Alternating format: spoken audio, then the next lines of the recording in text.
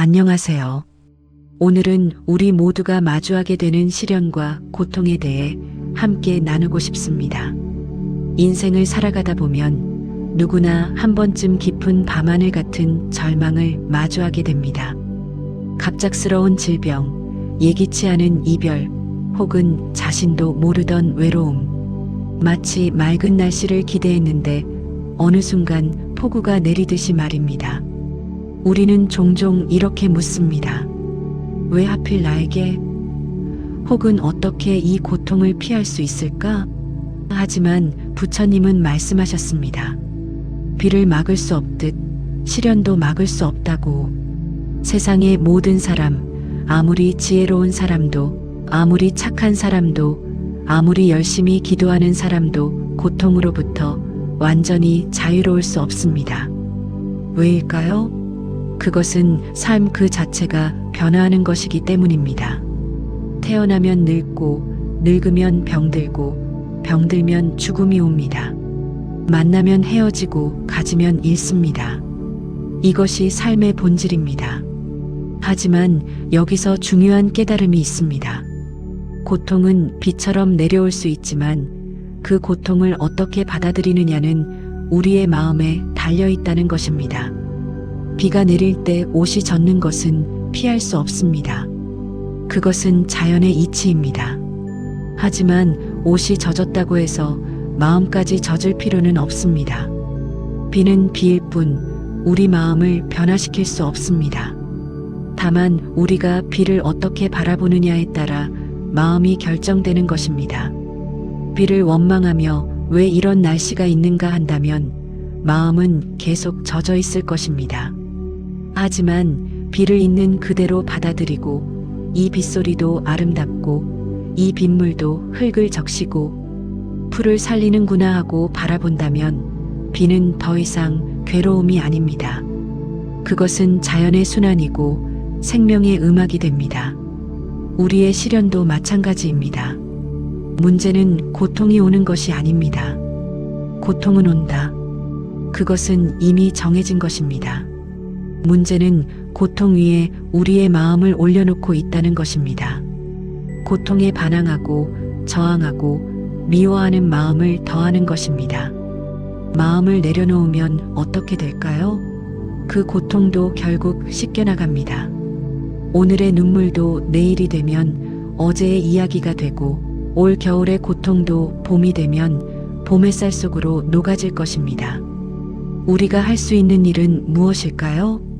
고통을 피하려 하지 말고 고통 속에서 자신을 지킬 방법을 배우는 것입니다.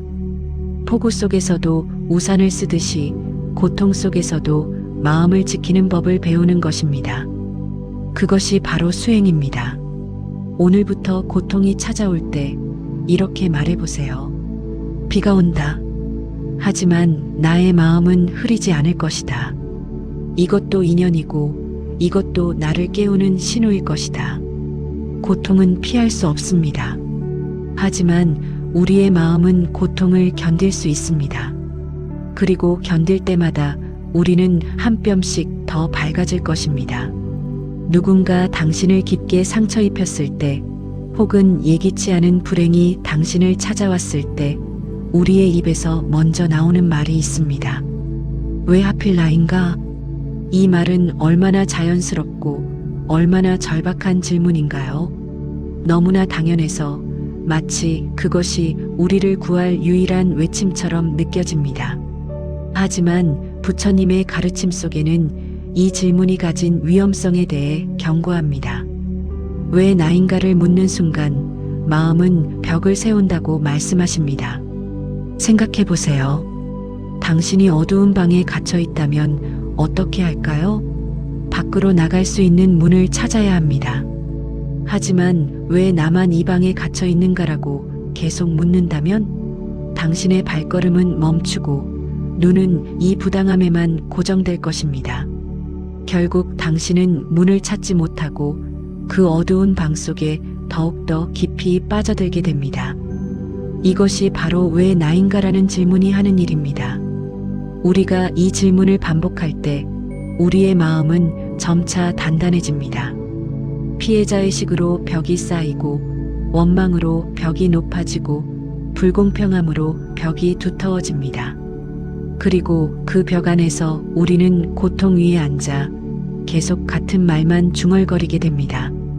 왜 나인가? 왜 나인가? 왜 나인가? 하지만 여기서 놓쳐서는 안 될 가르침이 있습니다. 고통 자체가 문제가 아닙니다. 그 고통을 왜로 묻는 행동이 길을 막는 것입니다. 왜냐하면 그 왜에 대한 완벽한 답은 절대 나오지 않기 때문입니다. 아무리 원인을 분석하고 아무리 이유를 찾아도 결국은 이것이 인연이구나라는 깨달음에 도달해야 합니다. 그렇다면 우리는 어떻게 해야 할까요? 부처님은 말씀하셨습니다. 이 또한 인연이구나 하면 마음은 길을 낸다고. 인연이란 무엇일까요? 그것은 모든 것이 혼자가 아니라 수많은 것들의 만남으로 이루어진다는 뜻입니다. 당신의 고통도 마찬가지입니다. 그것은 당신만의 불운이 아니라 세상의 수많은 인연들이 당신을 만난 것입니다. 이 병도 인연입니다. 이 이별도 인연입니다. 이 외로움도 인연입니다. 그리고 지금 이 순간 당신이 이 영상을 보고 있는 것도 인연입니다.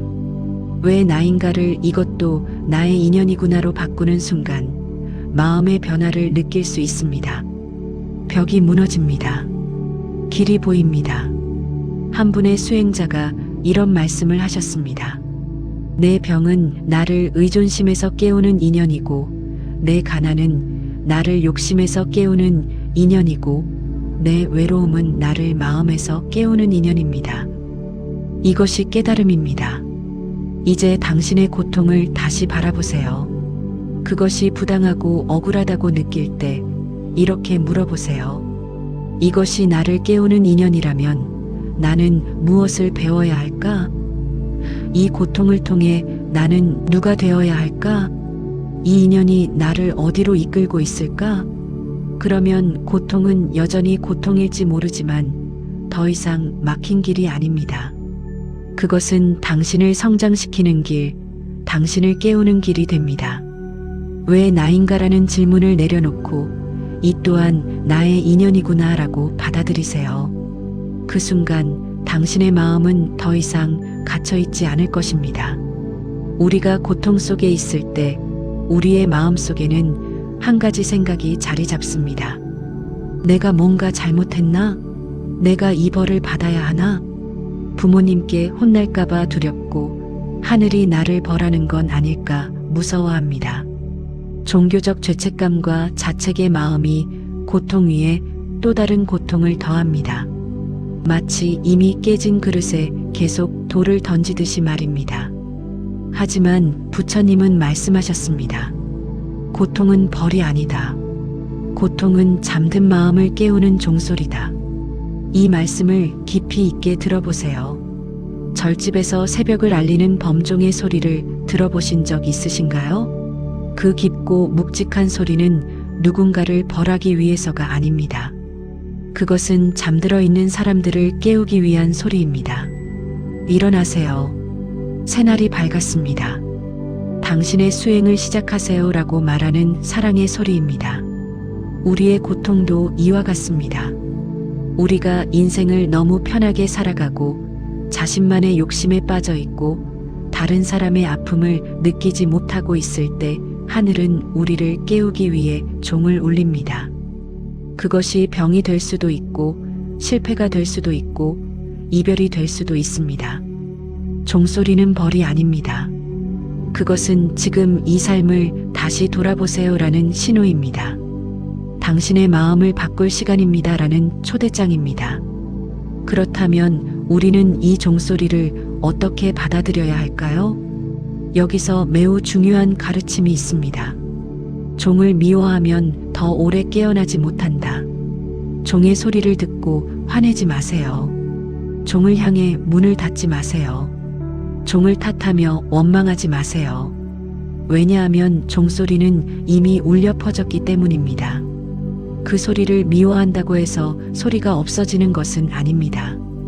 오히려 미움의 마음으로 계속 귀를 막고 있으면 당신은 그 깨우침의 메시지를 절대 받아들일 수 없습니다. 반대로 종을 사랑하세요. 아, 이 고통이 나를 깨우기 위한 종소리구나라고 느껴보세요. 그리고 눈을 떠보세요. 고통 속에서 무엇을 배울 수 있을까요? 한 분의 선사가 말씀하셨습니다. 병이 나에게 준 최고의 선물은 건강함의 소중함을 알게 해준 것이다. 또 다른 선사는 가난이 나에게 가르쳐 준 것은 진정한 부의 의미다라고 하셨습니다. 이것이 깨어남입니다. 우리가 너무 편하면 우리는 결코 자신을 돌아볼 수 없습니다. 우리가 항상 가지고 있으면 우리는 결코 감사를 느낄 수 없습니다. 우리가 외로워하지 않으면 우리는 다른 사람의 외로움을 이해할 수 없습니다. 고통은 우리의 스승입니다. 물론 이것을 받아들이는 것은 쉽지 않습니다. 아직도 고통은 고통일 것입니다. 아직도 눈물이 흐를 것입니다. 하지만 마음의 한 구석에 이런 생각을 품어보세요. 이 고통이 가르쳐 주기를 원하는 것이 무엇일까? 종이 울릴 때 우리가 할 수 있는 최고의 선택은 종을 미워하는 것이 아니라 그 소리에 귀 기울이고 일어나는 것입니다. 오늘부터 당신이 마주하는 모든 어려움을 다르게 봐보세요. 그것은 벌이 아니라 당신을 더 깊게 사랑하는 우주의 종소리입니다. 여러분이 어느 날 물에 빠졌다고 상상해 보세요. 물에 빠졌을 때 우리가 해야 할 일은 무엇일까요? 떠오르려고 애쓰는 것입니다. 움직이는 것입니다. 하지만 많은 사람들이 하는 실수가 있습니다. 물에 빠진 나머지 물풀까지 붙잡으려고 합니다. 더 이상 떠오를 수 없게 만들면서 말입니다. 우리의 고통도 정확히 이와 같습니다. 부처님은 말씀하셨습니다. 일이 고통이 되는 것이 아니라 그 일을 마음에 묶어두는 것이 고통이라고. 생각해 보세요. 실패 자체가 고통일까요? 아니면 그 실패를 붙잡고 있는 마음이 고통일까요? 이별 자체가 고통일까요? 아니면 그 이별을 자꾸만 떠올리며 붙잡고 있는 마음이 고통일까요? 어제 누군가가 나에게 한 상처 있는 말, 그 말 자체는 이미 지나간 것입니다. 그것은 과거이고 현재는 아닙니다. 하지만 우리는 그 말을 자꾸만 떠올립니다. 아, 그 사람이 나를 왜 그렇게 말했을까? 나는 정말 그렇게 한심한 사람인가? 우리는 손을 놓지 않고 계속 붙잡고 있는 것입니다. 마치 과거라는 끈으로 자신의 목을 조이는 것처럼 말입니다. 여기서 매우 중요한 깨달음이 있습니다. 끈을 풀지 않으면 상처는 마르지 않는다. 상처는 시간이 지나면 자연스럽게 아물 수 있습니다. 옛날처럼 흉터로 남겠지만 더 이상 피는 흐르지 않을 것입니다. 그런데 우리가 계속 그 상처를 우리 마음에 묶어두면 어떻게 될까요? 마치 끈을 계속 꼬아서 상처를 더욱 깊게 파고드는 것처럼 상처는 절대 아물지 않습니다. 이제 당신의 마음을 돌아보세요. 당신이 붙잡고 있는 것이 무엇인가요? 실패한 과거일까요? 누군가의 배신일까요? 자신에 대한 미움일까요? 아니면 나는 충분하지 않다는 생각일까요? 당신이 그것을 붙잡고 있는 동안 당신의 손은 자유롭지 않습니다. 한 손으로 과거를 붙잡고 있으면 다른 한 손으로는 현재를 살 수 없습니다. 양손이 모두 과거를 붙잡고 있으면 당신은 미래로 나아갈 수 없습니다. 한 분의 노스님이 이런 이야기를 해주셨습니다. 제자여, 손을 펼쳐보시오. 무엇이 보이는가? 아무것도 보이지 않습니다. 스님. 그렇다. 손을 펼쳤을 때는 아무것도 없다. 그런데 손을 쥐면 것들이 보입니다. 스님. 맞다. 당신이 쥔 것만 보이고 쥔 것 때문에 상처만 난다. 손을 펼쳐보시오. 당신은 이미 자유롭다. 이것이 깨어남입니다. 우리가 해야 할 일은 그 끈을 푸는 것입니다. 그것이 아무리 익숙하고 아무리 오래 붙들어왔던 것이라 하더라도 말입니다. 손을 펼쳐보세요. 그 실패는 더 이상 당신의 것이 아닙니다. 그 말은 이미 지나간 것입니다. 그 이별도 이제 과거입니다. 당신이 붙잡지 않으면 그것들은 모두 흘러가 버릴 것입니다. 물론 이것도 쉽지 않습니다. 우리는 오래 붙잡아왔던 것을 놓기가 무섭습니다. 마치 그것이 우리 자신인 것처럼 느껴지기 때문입니다. 이것을 놓으면 나는 누가 될까? 라는 두려움이 있습니다. 하지만 알아야 할 것이 있습니다. 당신은 그 상처가 아닙니다. 당신은 그 실패가 아닙니다. 당신은 그 과거가 아닙니다. 당신은 지금 이 순간, 이 호흡을 하는 살아있는 사람입니다. 오늘부터 매 순간마다 자신에게 물어보세요. 내가 지금 무엇을 붙잡고 있는가? 이것을 놓으면 내 마음은 어떻게 될까? 그리고 천천히 조금씩 당신의 손을 펼쳐보세요. 손을 펼치는 순간 상처는 아물기 시작할 것입니다. 지금까지 우리는 고통의 본질을 깨닫고 그것을 붙잡는 마음이 고통을 키운다는 것을 배웠습니다. 하지만 많은 사람들이 여기서 막힙니다. 손을 펼친다는 것이 뭔가 버림처럼 느껴지기 때문입니다. 그것을 놓으면 내가 그것을 잊는 건 아닐까? 그것을 놓으면 그것이 정말 일어났던 일이 아니게 되는 건 아닐까? 소중한 사람을 놓으면 나는 그 사람을 배신하는 건 아닐까? 우리의 마음속에는 이런 두려움들이 소용돌이 친다고 생각합니다. 하지만 부처님은 말씀하셨습니다. 놓음은 기억을 지우는 것이 아니라고. 이 말씀을 깊게 들어보세요. 놓음은 버림이 아니다. 기억 위에 앉지 않는 것이다. 당신이 어린 시절 살던 집을 생각해 보세요. 그 집의 냄새, 그 집의 햇빛, 그 집에서의 모든 순간들. 이제 당신은 그 집에 살지 않습니다. 하지만 당신은 그 집을 기억합니다. 그리고 그 기억은 당신과 함께 있습니다. 놓음이란 바로 이것입니다. 당신이 과거를 놓는다는 것은 그것을 지우는 것이 아닙니다. 그것은 그 추억 위에 계속 앉아있지 않겠다는 뜻입니다. 당신의 모든 무게를 그곳에 올려놓지 않겠다는 뜻입니다. 그 기억을 소중히 간직하면서도 현재의 발 아래 땅을 딛겠다는 뜻입니다. 한 분의 스님이 이렇게 말씀하셨습니다. 제자여, 사진을 본다는 것과 사진 안에 들어간다는 것의 차이를 알려줄까?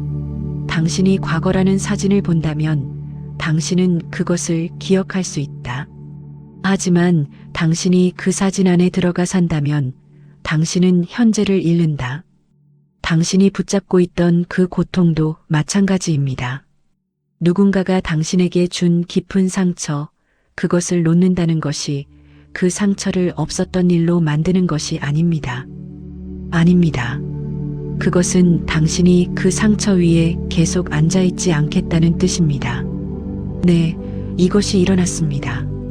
이것은 나의 역사입니다. 하지만 이것이 나의 현재는 아닙니다라고 말하겠다는 뜻입니다. 실패도 마찬가지입니다.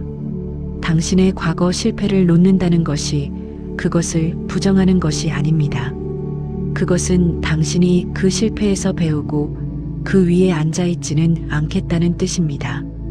그 실패는 당신을 정의하지 않습니다. 그것은 당신의 역사일 뿐입니다. 이별도 그렇습니다.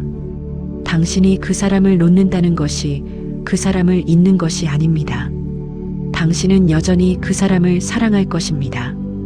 당신은 여전히 그 사람과의 기억을 소중히 할 것입니다. 하지만 당신이 그 이별이라는 슬픔 위에 계속 앉아있지는 않겠다는 뜻입니다.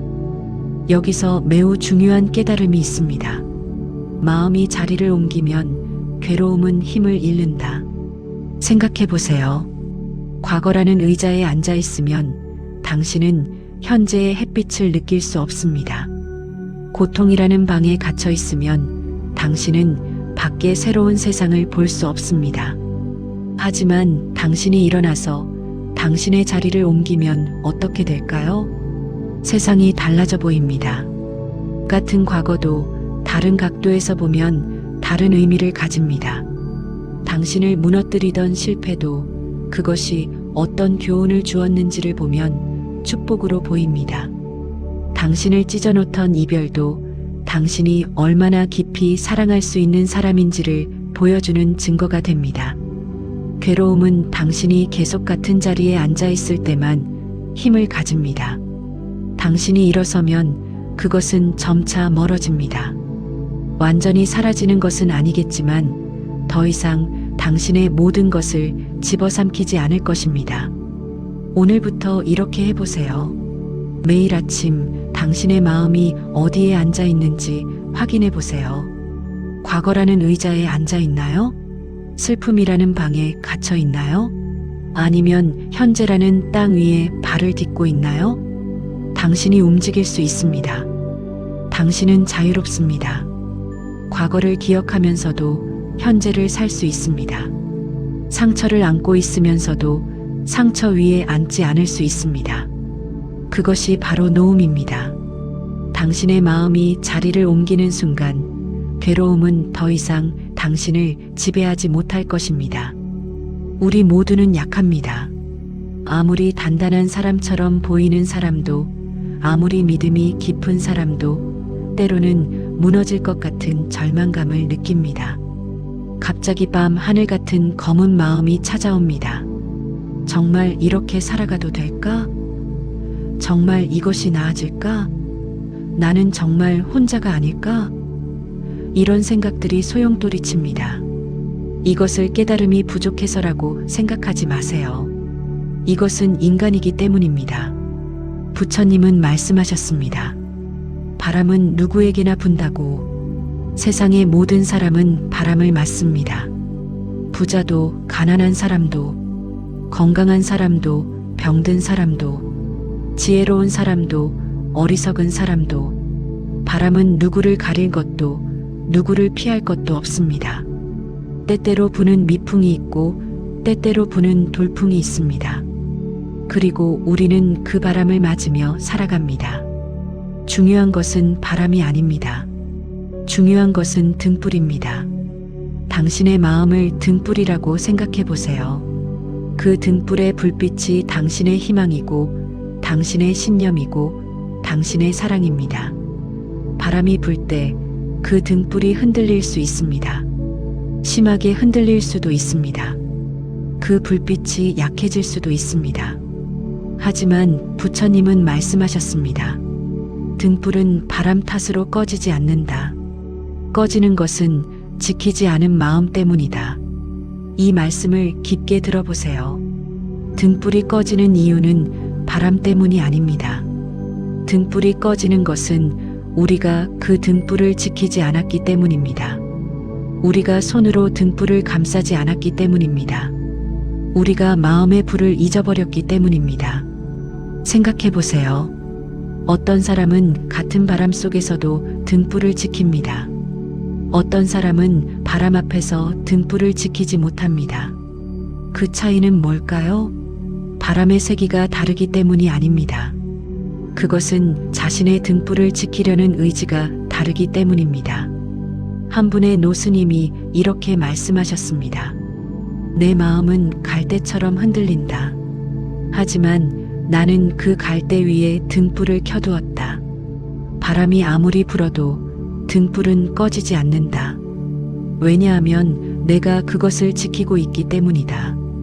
당신도 할 수 있습니다. 당신의 마음이 흔들려도 그것은 약함이 아닙니다. 그것은 인간이기 때문입니다. 중요한 것은 당신이 자신의 등불을 지키느냐는 것입니다. 어떻게 지킬까요? 매일 아침 당신의 등불을 확인하세요. 당신이 정말 중요하게 여기는 것이 무엇인가요?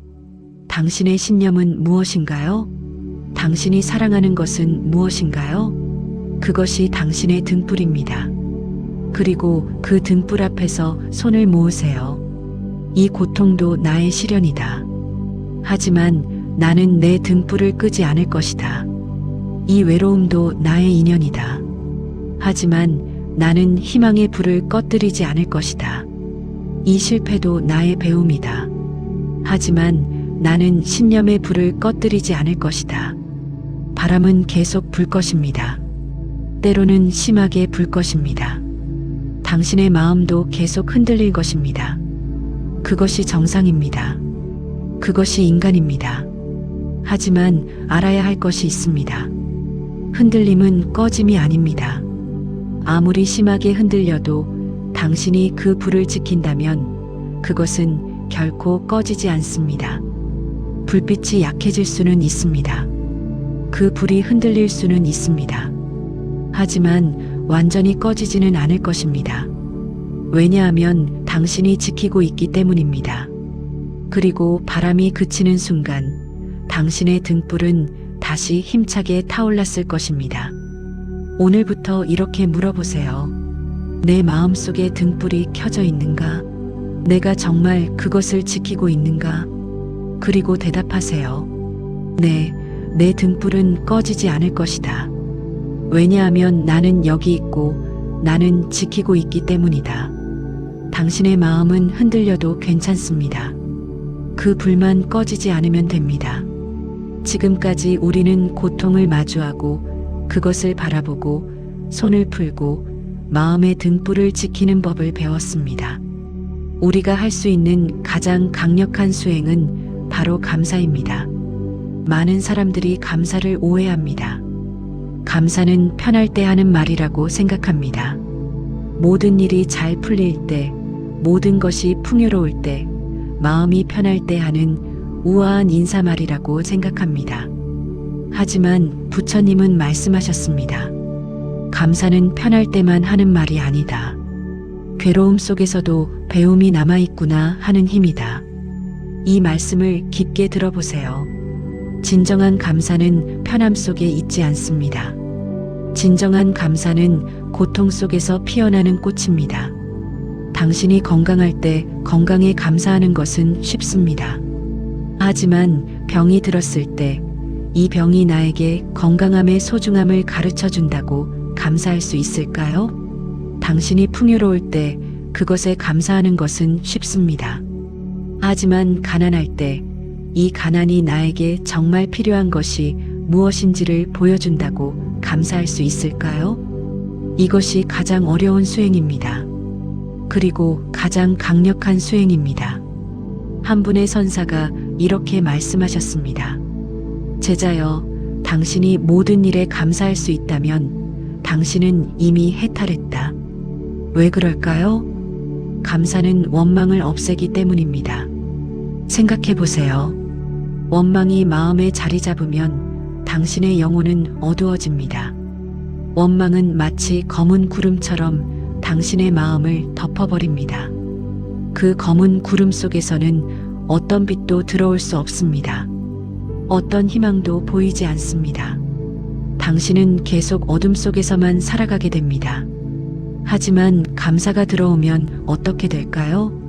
감사는 원망을 쫓아냅니다. 마치 햇빛이 어둠을 쫓아내듯이 말입니다. 감사가 머무는 곳에는 원망이 설 자리가 없습니다. 감사와 원망은 같은 마음 속에 함께 살 수 없습니다. 그렇다면 우리는 어떻게 감사의 마음을 길러야 할까요? 먼저 시선을 바꿔야 합니다. 당신의 고통을 다시 봐보세요. 그것이 가져다 준 것이 정말 아무것도 없을까요? 당신이 겪은 어려움이 정말 당신을 약하게 만들기만 했을까요? 아니면 당신을 더 강하게 만들지는 않았을까요? 고통은 우리의 스승입니다. 당신이 실패를 경험하지 않았다면 당신은 성공의 소중함을 모를 것입니다. 당신이 슬픔을 경험하지 않았다면 당신은 기쁨을 제대로 느낄 수 없을 것입니다. 당신이 외로움을 경험하지 않았다면 당신은 다른 사람의 외로움을 이해할 수 없을 것입니다. 고통이 없었다면 당신은 누가 되었을까요? 아마도 지금보다 훨씬 더 얕고 훨씬 더 단단하고 훨씬 더 차가운 사람이었을 것입니다. 당신의 고통은 당신의 영혼을 깊게 만들었습니다. 당신의 시련은 당신의 마음을 따뜻하게 만들었습니다. 당신의 슬픔은 당신을 인간답게 만들었습니다. 이것을 감사라고 부르지 않고 뭐라고 부를까요? 한 분의 할머니가 이렇게 말씀하셨습니다. 내 인생은 많은 고통으로 가득했다. 하지만 나는 감사한다. 왜냐하면 그 고통들이 나를 만들었기 때문이다. 그 고통들이 없었다면 나는 지금의 나가 될 수 없었을 것이다. 이것이 깨달음입니다. 감사는 현실을 부정하는 것이 아닙니다. 고통, 뭔 고통, 다 감사합니다라고 하는 자기기만이 아닙니다. 감사는 고통을 인정하면서도 그 고통이 나에게 준 것까지 보는 능력입니다. 오늘부터 매일 아침 이렇게 묻고 답해보세요. 어제의 고통이 나에게 준 것이 무엇인가? 이 병이 나에게 가르쳐 준 것이 무엇인가? 이 실패가 나를 어떻게 변화시켰는가? 이 외로움이 나에게 준 선물이 무엇인가? 그리고 그 모든 것에 감사하세요. 그것이 가장 단단한 수행입니다. 왜냐하면 감사할 수 있는 마음이야말로 어떤 고통도 무너뜨릴 수 없는 마음이기 때문입니다. 감사가 머무는 곳에는 원망이 살 수 없습니다. 감사가 가득한 마음에는 절망이 들어올 수 없습니다. 감사의 힘으로 당신은 가장 어두운 밤도 견딜 수 있습니다. 당신의 모든 고통에 감사하세요. 당신의 모든 시련에 감사하세요. 그것들이 당신을 만들었기 때문입니다. 지금까지 우리는 고통을 받아들이고 손을 풀고 등불을 지키고 감사의 마음을 기르는 법을 배웠습니다. 우리가 마음속에 품어야 할 가장 강력한 무기, 자비에 대해 이야기하고 싶습니다. 많은 사람들이 자비를 약함으로 생각합니다. 자비로운 마음이라고 하면 우리는 약한 사람, 쉽게 상처받는 사람, 자신을 돌보지 못하는 사람을 떠올립니다. 마치 자비가 자신을 지키지 못하게 하는 것처럼 말입니다.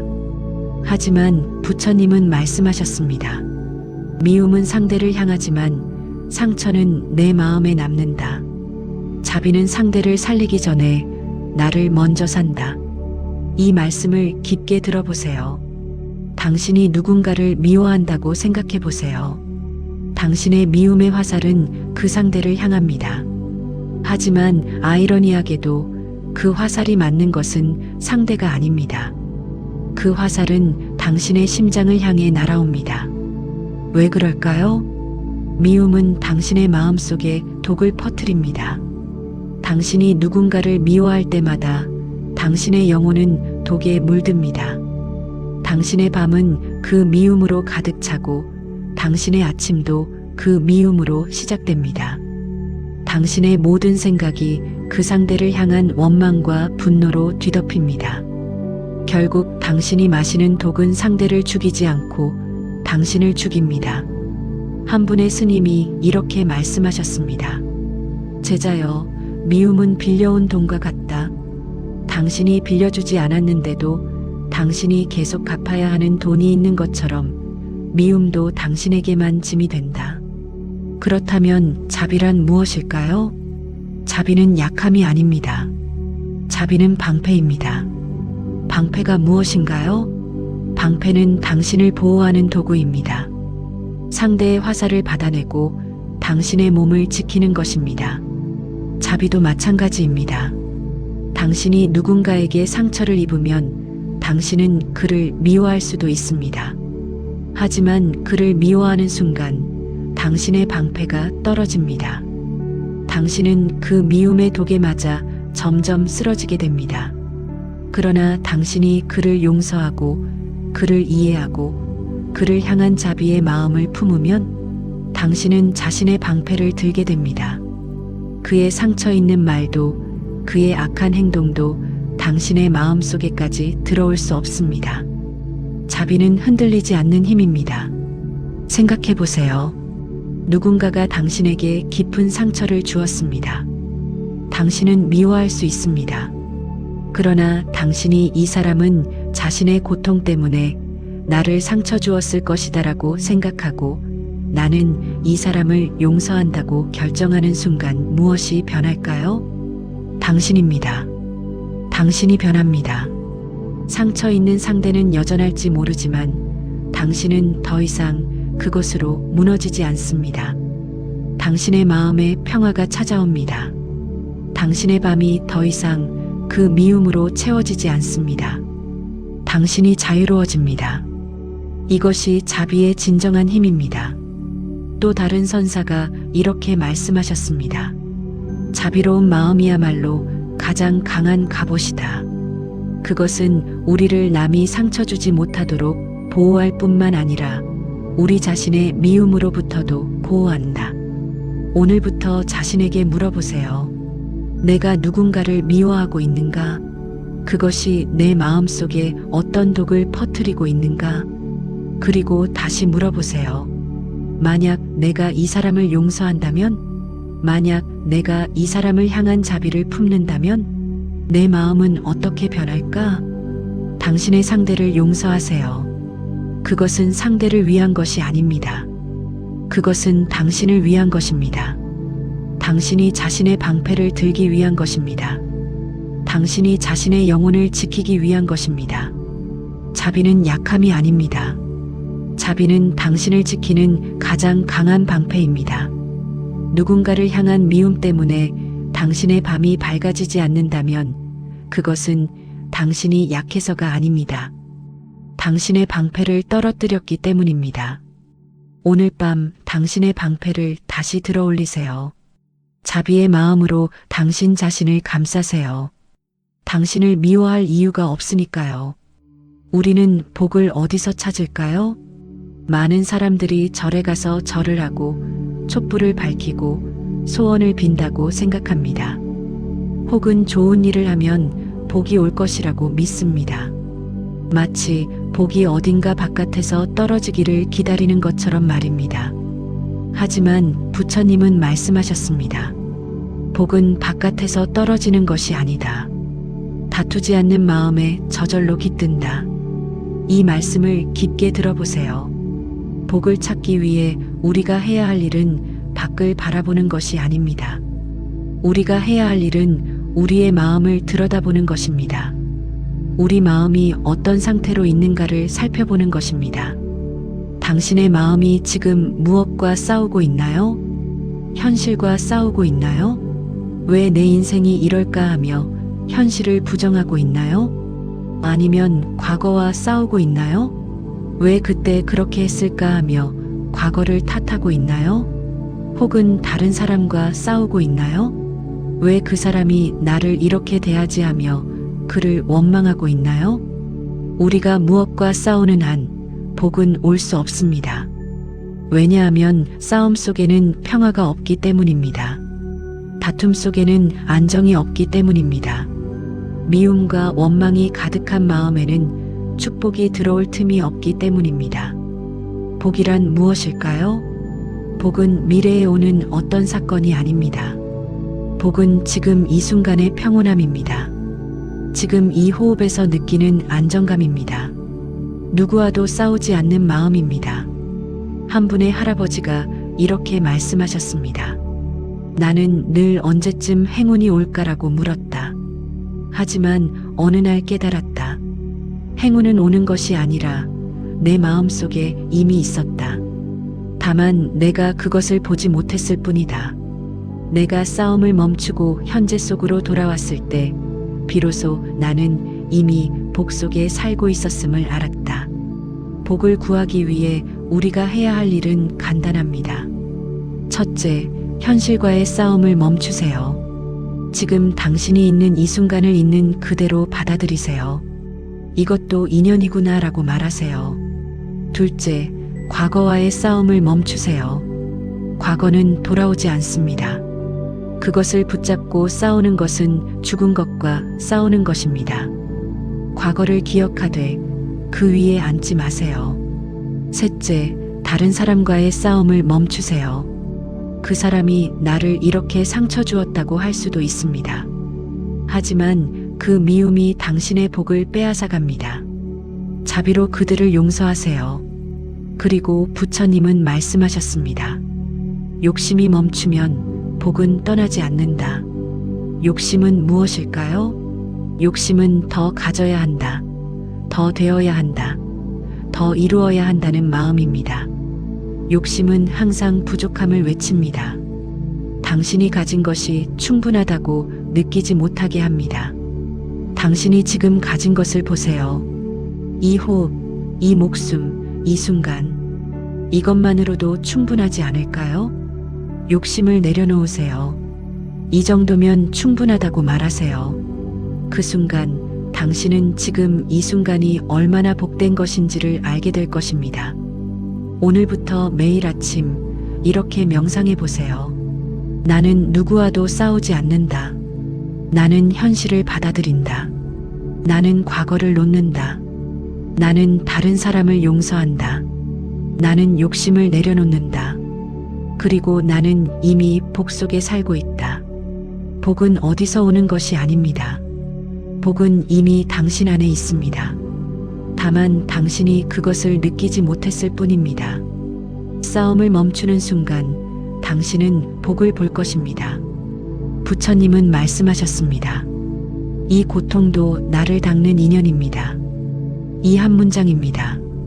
당신의 모든 고통, 당신의 모든 시련, 당신의 모든 절망을 이 한 문장이 바꿀 수 있습니다. 이 한 문장이 당신의 삶을 완전히 다르게 만들 수 있습니다. 이 말씀을 깊게 들어보세요. 이 고통도 나를 닦는 인연입니다. 이 말은 당신의 고통을 부정하는 것이 아닙니다. 당신이 느끼는 그 아픔이 아무것도 아니라는 뜻이 아닙니다. 아닙니다. 그것은 당신의 고통을 인정하면서도 그 고통이 당신을 깎아내리기만 하는 것이 아니라 깎아낸다고 말하는 것입니다. 조각가가 대리석을 깎을 때 조각가는 돌을 깎아냅니다. 처음에는 그것이 파괴처럼 보입니다.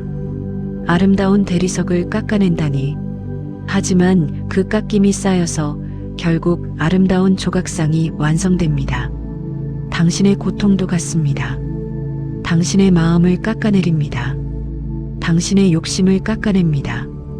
당신의 자만심을 깎아냅니다. 당신의 거짓을 깎아냅니다. 그리고 그 깎임 속에서 진정한 당신이 나타납니다. 더 깊은 당신, 더 따뜻한 당신, 더 지혜로운 당신이 드러납니다. 이것이 닦는다는 뜻입니다. 한 분의 큰 스님이 말씀하셨습니다. 어떤 제자가 나에게 물었다.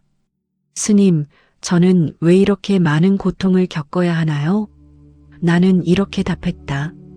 그것은 당신이 다른 누구보다 더 빨리 깨달을 사람이기 때문이다. 가장 단단한 돌도 가장 아름다운 조각상이 될 가능성이 높지 않은가? 부처님은 또 말씀하셨습니다. 이 한 문장이 업을 누그러뜨리고 마음을 밝힌다. 업이란 무엇일까요? 업은 우리가 저질러온 행동들의 집적입니다. 우리가 한 말, 우리가 한 행동, 우리가 품은 마음들, 이 모든 것들이 우리의 현재를 만들고 있습니다. 그런데 이 한 문장을 말하는 순간 그 업의 무게가 가벼워집니다. 왜냐하면 당신이 그것을 이해했기 때문입니다. 당신이 그 고통의 의미를 찾았기 때문입니다. 당신이 그것으로부터 배웠기 때문입니다. 그리고 마음이 밝혀집니다. 어둠 속에서 헤맬 때 한 줄기 빛이 들어옵니다. 그 빛은 이것도 나를 닦는 인연이구나라는 이해에서 나옵니다. 그 순간 당신은 더 이상 절망 속에만 있지 않습니다. 당신은 이 고통 속에서 무엇을 배울 수 있을까를 생각하기 시작합니다. 부처님은 또 말씀하셨습니다. 고통이 사라지지 않아도 나는 무너지지 않는다. 이것이 최고의 깨달음입니다. 우리는 오래도록 고통이 사라지기를 바랐습니다. 하지만 이 깨달음에 도달하면 우리는 더 이상 그것을 기다리지 않습니다. 왜냐하면 고통이 있어도 우리는 무너지지 않기 때문입니다. 이 병이 사라지지 않아도 나는 무너지지 않는다. 이 외로움이 해결되지 않아도 나는 무너지지 않는다. 이 빈손이 채워지지 않아도 나는 무너지지 않는다. 왜? 왜냐하면 이 모든 것이 나를 닦는 인연이기 때문입니다. 오늘부터 매 순간마다 당신이 고통을 만날 때마다 이 한 문장을 외워보세요. 이 고통도 나를 닦는 인연입니다. 아침에 일어날 때 이 말을 하세요. 힘들 때 이 말을 하세요. 밤하늘을 볼 때 이 말을 하세요. 누군가에게 상처를 받을 때 이 말을 하세요. 이 고통도 나를 닦는 인연입니다. 그 말이 당신의 인생을 바꿀 것입니다. 이제 우리가 함께 마무리하고 싶은 말씀이 있습니다.